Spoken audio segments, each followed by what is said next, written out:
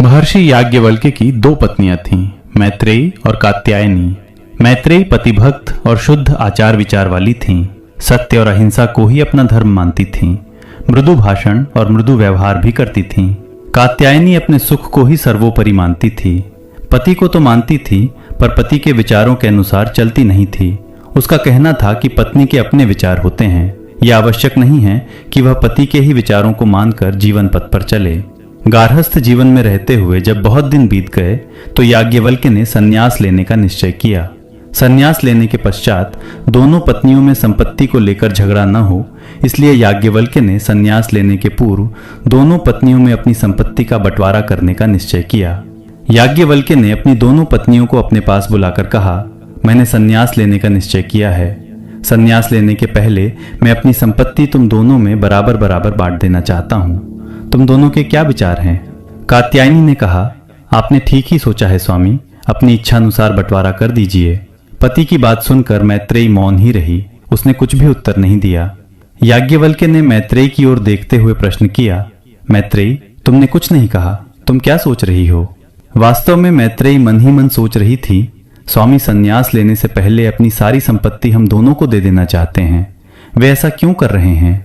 मनुष्य किसी वस्तु को तभी छोड़ता है जब उसे उससे भी कोई अच्छी वस्तु मिलती है।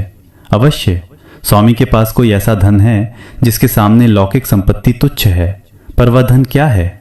मैत्रेयी ने सोचते हुए उत्तर दिया, स्वामी एक बात पूछूं? क्या आप बताएंगे?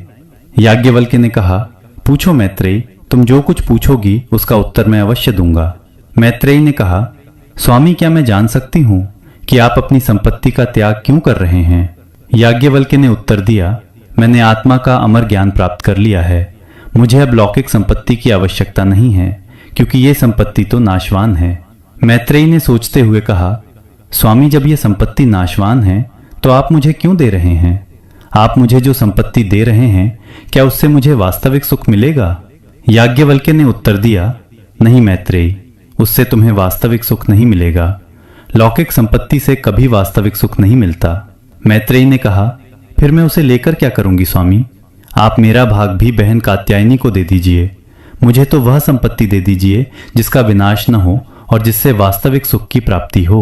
याज्ञवल्क्य ने कहा, वह संपत्ति तो आत्मज्ञान है मैत्रेयी, तो तुम आत्मज्ञान रूपी धन चाहती हो?